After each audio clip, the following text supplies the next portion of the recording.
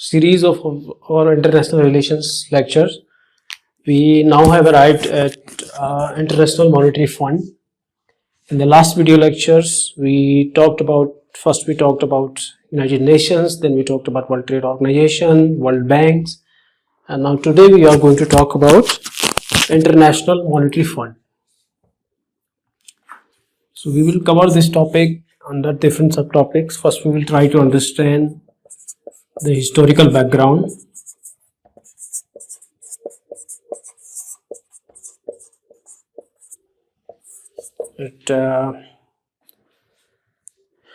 The conditions in which this was formed. We will try to understand the membership of IMF. What are the conditions for the nations to become the members of International Monetary Fund? We will try to understand the main objectives of IMF. What are those main objectives in which this International Monetary Fund works? Then we will understand the basic functions, how IMF facilitates the functions it has been allotted, in which we will cover this under IMF facilities. IMF facilities का मतलब है कि IMF दो और तीन प्रकार के अलग अलग तरीके की फैसिलिटीज देता है अपने मेंबर्स कंट्री को. तो उसको हम समझने की कोशिश करेंगे कि वो अलग अलग फैसिलिटीज क्या हैं और उनमें डिफरेंस क्या है. उसके बाद some important interesting fact IMF को लेकर के जो प्रिलिमिनरी एग्जामिनेशन में कभी कभार पूछ लिए जाते हैं. फाउंडेशन कहाँ हुई, हेडक्वार्टर कहाँ है, या कोई और इंटरेस्टिंग फैक्ट, पहला दूसरा वो मैनेजिंग डायरेक्टर कौन था, इस तरीके के इंटरेस्टिंग फैक्ट्स. शुरू करते हैं हम बैकग्राउंड के साथ. इसके हिस्टोरिकल बैकग्राउंड को हम समझेंगे, जो कि हमने वर्ल्ड बैंक, पिछला जो वीडियो लेक्चर था उसमें वर्ल्ड बैंक के हिस्टोरिकल बैकग्राउंड में हमने एक्सप्लेन किया था. वर्ल्ड ट्रेड ऑर्गेनाइजेशन के जो वीडियो लेक्चर है उसमें भी एक्सप्लेन किया था कि सेकेंड वर्ल्ड वॉर के बाद वो कौन सी कंडीशन थी जिसकी वजह से ये सारे ऑर्गेनाइजेशन, यूनाइटेड नेशंस है, इंटरनेशनल मॉनेटरी फंड है, वर्ल्ड बैंक है और वर्ल्ड ट्रेड ऑर्गेनाइजेशन है, ये एग्जिस्टेंस में आए. तो एक बार उसको हम रिवाइंड करेंगे कि उसमें सेकेंड वर्ल्ड वॉर के बाद की जो चैलेंजेस हमारे सामने हैं, उन चैलेंजेस का सामना करने के लिए हम जिन ऑर्गेनाइजेशंस को बना रहे हैं, जिनकी फाउंडेशंस हो रही है, उनका पर्पज क्या है. उसमें हम IMF को आज के टॉपिक में समझेंगे. पहले हिस्टोरिकल बैकग्राउंड, फिर मेंबरशिप कंडीशंस क्या हैं मेंबरशिप बनने के लिए, फिर समझेंगे हम ऑब्जेक्टिव्स क्या हैं, फिर हम समझेंगे कि उन ऑब्जेक्टिव्स को कंप्लीट करने के लिए IMF कितने तरीके की फैसिलिटीज देता है जिसके जरिए उसके ऑब्जेक्टिव्स को पूरा किया जा सके. उसके बाद लास्ट में some important facts related with monetary fund, international monetary fund, which can be asked or already asked in many preliminary examinations. So let's start with the basic understanding of foundations, historical background, and then we will move to the main part of the syllabus, main part of the topic.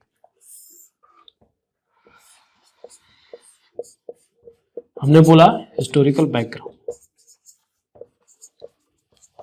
जब हमने historical background इस पर बात की, तो पिछले United nation से लेकर के WTO तक में हम एक ही तरीके के बैकग्राउंड को समझ रहे हैं.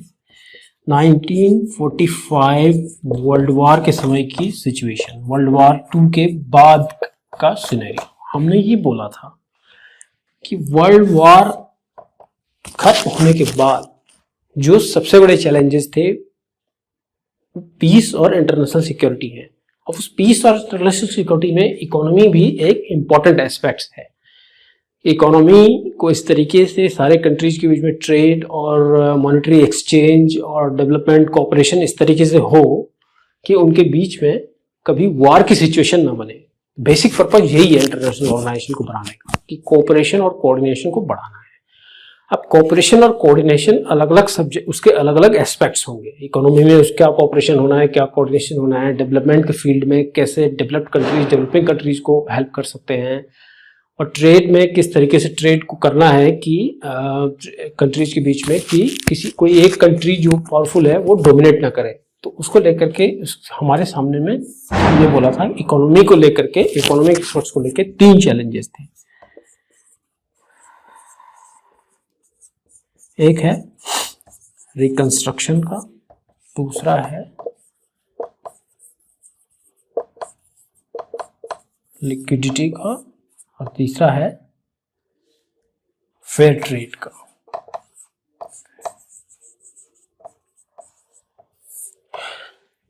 Reconstruction and development.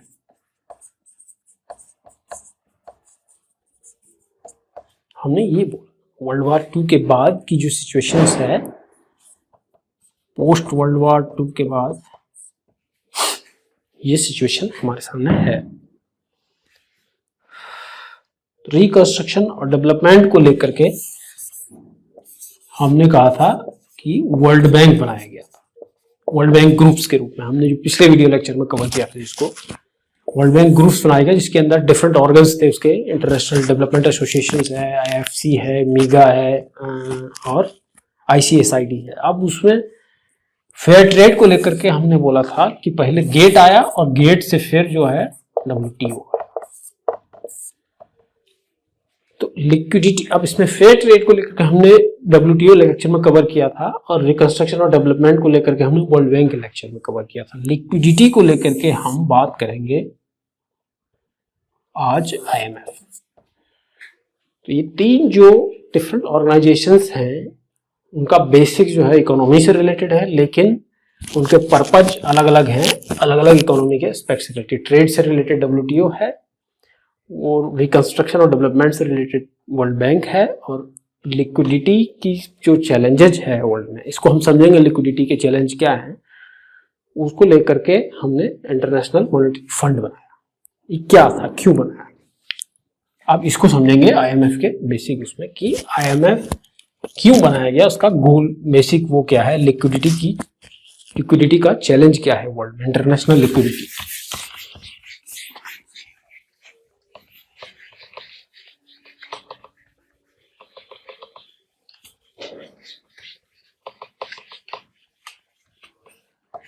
देखिए, IMF के को समझने के लिए, IMF के बेसिक इंट्रोडक्शन को समझने के लिए हमें लिक्विडिटी को समझना। इंटरनेशनल ट्रेड में लिक्विडिटी का क्या इंपॉर्टेंस है, तभी जाकर के हम IMF को समझ पाएंगे। इंटरनेशनल ट्रेड, इंटरनेशनल लिक्विडिटी, इसको मैंने शॉर्ट में लिख दिया इंटरनेशनल को, इंटरनेशनल लिक्विडिटी। इंटरनेशनल लिक्विडिटी के चैलेंजेस को कॉमन लैंग्वेज में अगर समझा जा सके, जनरल टर्म में, तो हम ये कहेंगे कि एक एग्जांपल के जरिए समझेंगे। सपोज करिए कि इंडिया को यूनाइटेड स्टेट्स से कोई चीज़ इंपोर्ट करनी है, लेकिन इंडिया के पास उतने डॉलर नहीं है उसे देने के लिए, और चूंकि हम यूनाइटेड स्टेट्स की इकोनॉमी टेक्नोलॉजिकली ज़्यादा एडवांस है compare to many Asian and African countries, many and their economy, so what happens is there is a imbalance. हमारे पास डॉलर नहीं है कि हम यूनाइटेड स्टेट्स से उस चीज़ को कैसे परचेज करें, इंपोर्ट करें। तो उससे जो है लिक्विडिटी का चैलेंज बन जाता है, और दोनों करेंसीज के बीच में जो एक्सचेंज रेट है बहुत ज़्यादा हाई हो जाता है।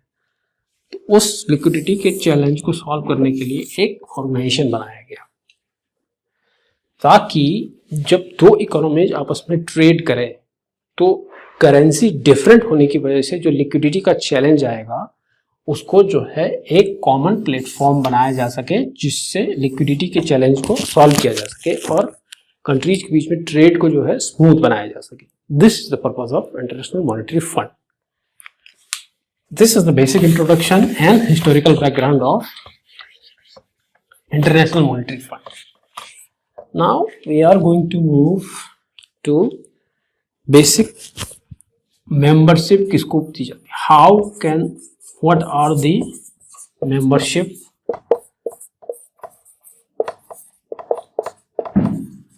condition. This has been asked many times in preliminary examination, like consider the following statements related to the membership conditions of International Monetary Fund, and then there are statements, which one are true. तो membership, अगर IMF की membership आपको लेनी है तो इसके लिए जो है क्या करना है उसको समझेंगे। पहली चीज है कि आपको world bank member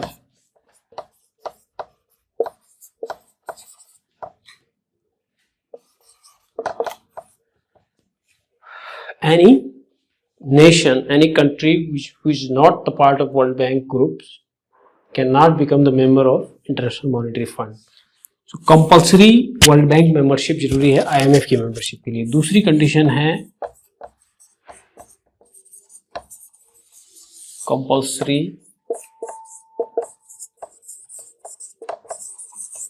contribution to fund।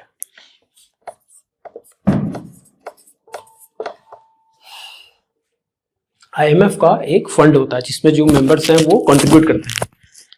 वो कितना कंट्रीब्यूट करेंगे वो डिपेंड करेगा उनका इकोनॉमी का रेट क्या है, उनका ट्रेड में कितना पार्टिसिपेशन है, ये दो फैक्टर पे डिपेंड करता है। जिस कंट्री का इकोनॉमिक डेवलपमेंट जो है बेटर है और ट्रेड में उसकी जो पार्टिसिपेशन है वो बहुत ज़्यादा है, वो आईएमएफ में उतना ज़्यादा कंट्रीब्यूट करेगा। तो जो मेंबर हैं लेकिन उन अपने इकोनॉमिक रेट और अपने ट्रेड में जो पार्टिसिपेशन है उसके रेशियो में वो कंट्रीब्यूशन करेंगे इस फंड में। ये दो कंडीशन है आईएमएफ का मेंबरशिप बनने के लिए।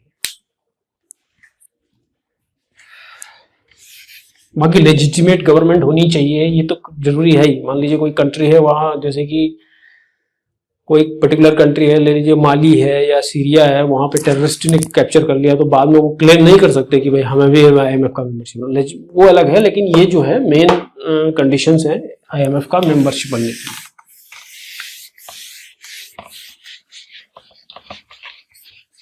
अब हम बात करेंगे the basic objectives and functions of IMF की, मतलब क्या वो ऑब्जेक्टिव्स हैं आईएमएफ की। हमने हालांकि ऑब्जेक्टिव में बताया था कि इंटरनेशनल लेवल पर लिक्विडिटी को बैलेंस रखना, maintaining the liquidity balance in the international trade is the basic and fundamental purpose of IMF. But how does it, why this fund does it, we will try to understand the basic objectives. So first basic objective is ensuring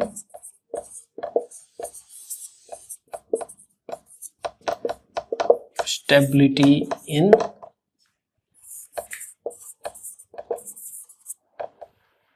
foreign exchange rate. इसका क्या मतलब है? ये पहला objective है इसका international Monetary fund का। इसका मतलब ये है कि सपोज कीजिए कि कोई पर्टिकुलर प्रोडक्ट किसी एक ही कंट्री के पास है और बहुत इंपॉर्टेंट प्रोडक्ट है और बहुत सारे कंट्रीज उस प्रोडक्ट को परचेज करना चाहते हैं, तो जिसकी वजह से क्या होगा कि जो कंट्री के पास प्रोडक्ट है उस कंट्री की करेंसी की वैल्यू बहुत ज़्यादा बढ़ जाएगी। दो देशों की करेंसी में बहुत ज़्यादा गैप है। आपने देखा होगा कि आप डेली पढ़ते हैं कि डॉलर में जो है अप हो गया, रुपीस डाउन हो गया, तो वो फ्लेक्सिबिलिटी अगर बहुत ज़्यादा उसमें जो है अप्स एंड डाउन्स हो रहे हैं तो उसकी वजह से ट्रेड इफेक्ट होता है। करेंसीज की वैल्यू अगर डाउन हो रही है तो that will affect the international trade. In order to maintain that international trade, International Monetary Fund stabilises the foreign exchange rates, ताकि जो है इंटरनेशनल ट्रेड इफेक्ट ना हो। दो कंट्रीज के बीच में, उनकी करेंसी के बीच में जो एक्सचेंज रेट है उसको बैलेंस रखना, उसको स्टेबल रखना इंटरनेशनल मॉनेटरी फंड का एक बहुत बड़ा गोल है, ऑब्जेक्टिव है। अब दूसरा इसका ऑब्जेक्टिव है मेंटेनिंग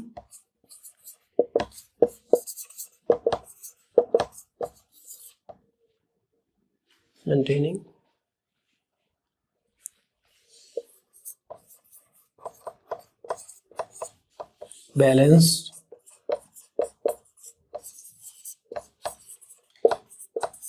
इसका मतलब क्या है कि ट्रेड की जो ग्रोथ है उसको मेंटेन करने का एक इसका गोल है।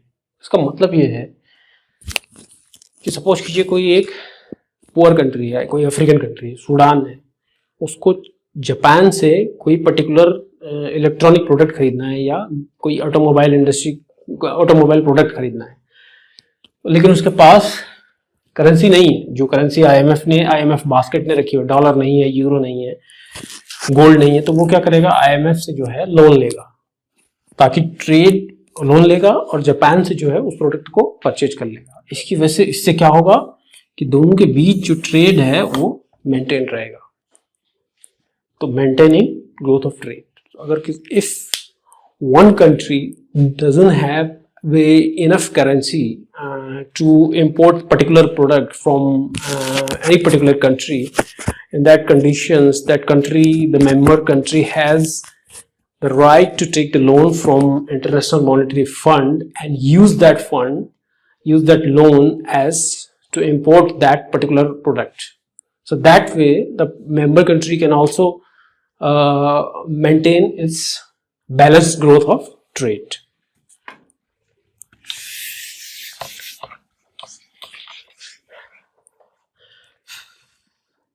उसके अलावा functioning as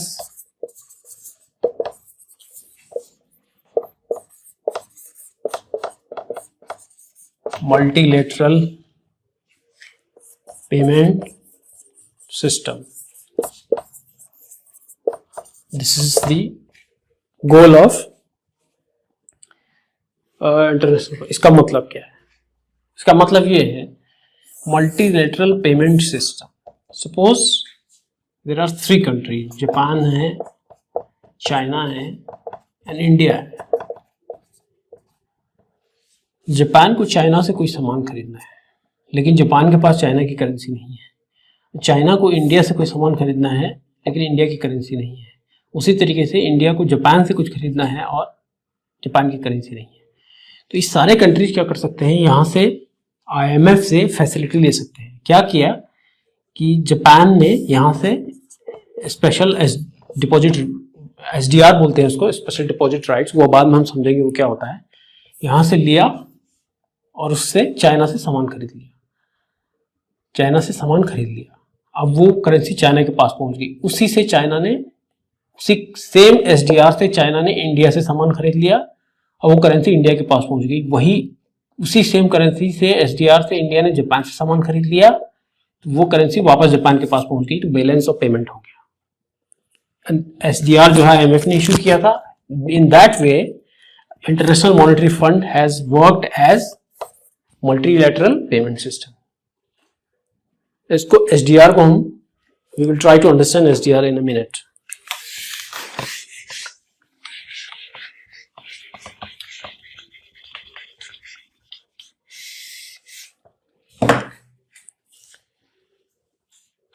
Next important thing is the different functions। हमने अभी ऑब्जेक्टिव्स को समझा, तो हम समझेंगे कि आईएमएफ किस तरीके से अपने ऑब्जेक्टिव्स को फुलफिल करता है। उसके लिए इंपॉर्टेंट टर्म्स यूज होता है आईएमएफ फैसिलिटीज, यानी डिफरेंट तरीके के आईएमएफ जो है फैसिलिटीज अवेलेबल कराता है अपने मेंबर कंट्रीज को in order to fulfil their his objectives. तो उसमें 2 तरीके की ऑब्जेक्टिव्स है, एक तो है लोन देना, तो लोन, और दूसरा है अदर फैसिलिटीज।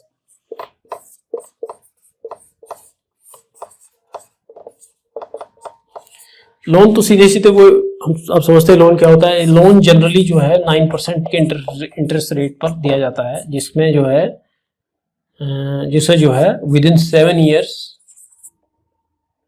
कंट्री को रिटर्न करना होता है। आईएमएफ जो भी कंट्री ने लिया है 9% के इंटरेस्ट रेट पे विद इन 7 ईयर्स आपको लोन वापस करना होता है। That's a basic loan. हम इसको मेनली समझने की कोशिश करेंगे कि फैसिलिटीज में क्या है। आईएमएफ फैसिलिटीज में लोन प्लस अदर फैसिलिटीज को समझने की कोशिश करेंगे। अदर फैसिलिटीज भी अलग अलग तरीके की होती है।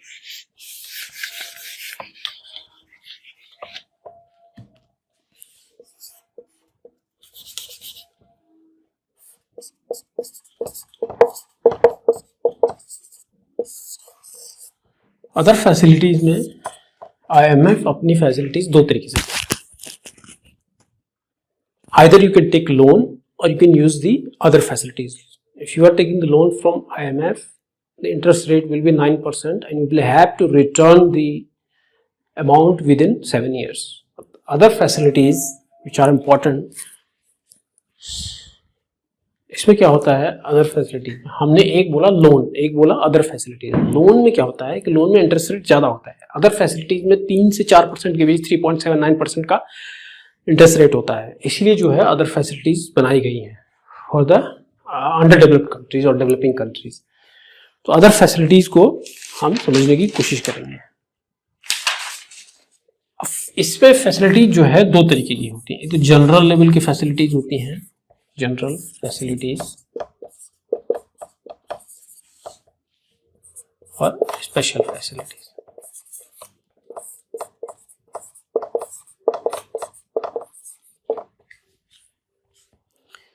जनरल फैसिलिटीज है, इसको ट्रांचेस भी बोलते हैं।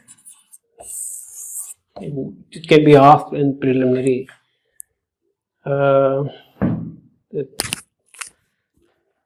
in terms of International Monetary Fund, what are tranches? A this, B this, इस तरीके से पूछा जाता है। जनरल फैसिलिटीज और स्पेशल फैसिलिटी। जनरल फैसिलिटीज को जो है ट्रांचेज भी बोलते हैं। ये बेसिकली दो तरीके की होती है। अभी ये ग्राफ जो है ऐसा बन रहा है। अब हम दो तरीके की, हमने बोला IMF facilities, other facilities, loan 9% interest rate for 7 years, and then other facilities divided into two, general facilities and special facilities. Now we are dividing general facilities.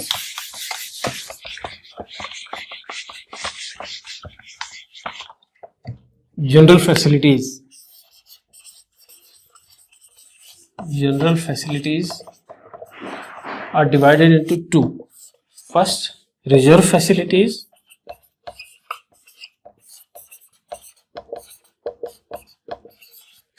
First is and second is reserve tranches भी बोलते हैं इसको, और second is credit tranches.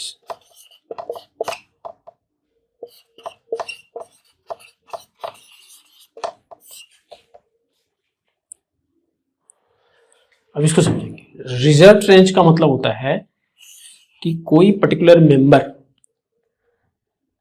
जितना international Monetary fund में compulsory donation करता है उतना अमाउंट जो है लोन के रूप में ले सकता है। That will be known as reserve tranche, यानी 100% ऑफ इट्स रिजर्व। अगर 100% से ऊपर जाता है that will be counted in credit trenches. 100%, 200%, 300%, वो अलग अलग फैसिलिटी आ जाती हैं उसमें। उसके अलावा जनरल फैसिलिटीज के बाद दूसरा हमने बोला था स्पेशल फैसिलिटीज। स्पेशल फैसिलिटीज दिख नहीं रहा, you have to use the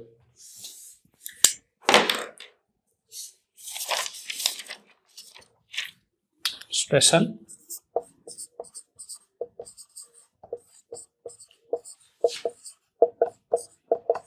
facilities।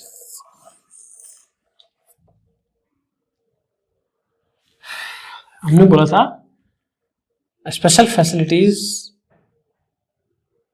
को हमने इसको कंपलसेटरी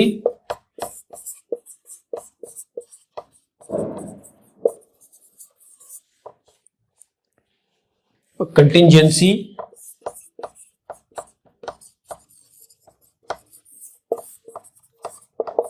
फैसिलिटीज भी बोलते हैं। ये वो सिचुएशंस है जब 2008 में इकोनॉमिक रिसेशन के बाद यूरो क्राइसिस हुआ था। तो you must have heard about euro crisis, जिसमें ये हुआ था कि ग्रीस और पुर्तगाल की इकोनॉमी इतनी खराब हो गई थी कि उनके पास ट्रेड के पेमेंट के लिए they did not have a single money. तो ऐसे उसमें ग्रीस के इकोनॉमी को ट्रेड के उसमें बाहर क्राइसिस से बाहर निकालने के लिए आईएमएफ ने कंपनसेटरी और कंटिजेंसी फंड बनाए थे, तो उसको जो है इसमें रखा जाता है। अब इसको हम एक बार फिर से एक ग्राफ में समझ लेते हैं, आईएमएफ फैसिलिटीज किस तरीके से काम करती हैं। हमने बोला था आईएमएफ फैसिलिटीज, इसको हम ग्राफ के जरिए मान लेंगे। फर्स्ट इज, हमने बोला था लोन या अदर फैसिलिटीज।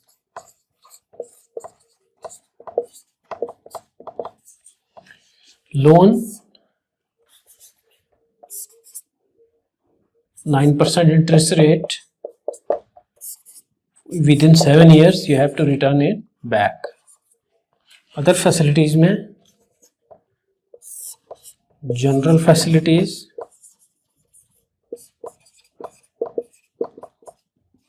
जिसको हम ट्रांचेस भी बोलते हैं,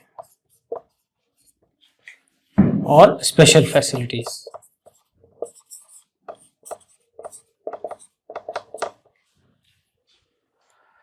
फिर general facilities are also divided into two, reserve tranches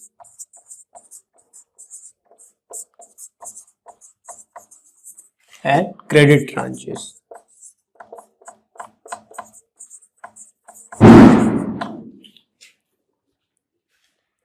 Reserve tranches can be of equal to the 100% contributions of particular nation.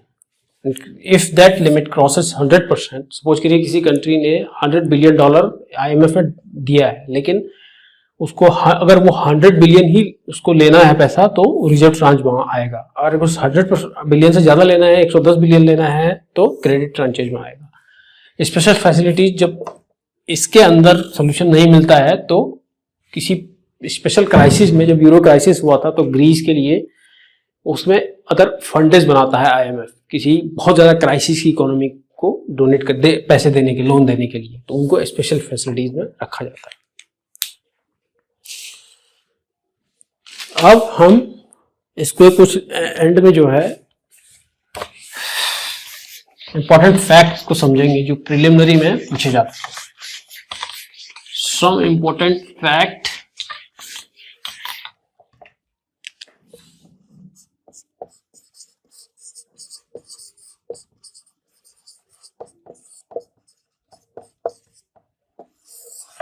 जो प्रिलिमिनरी में पूछे जा सकते हैं। Foundation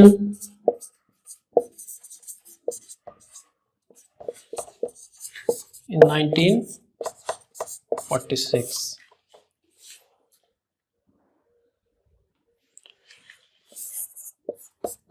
first managing director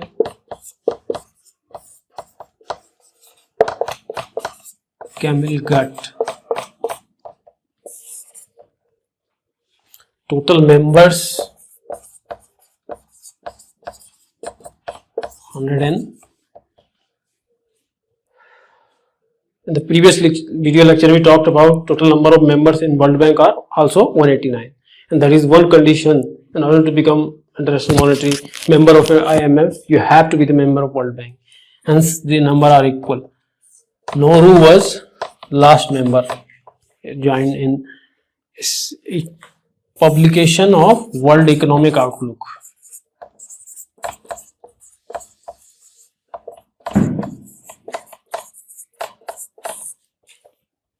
Report publication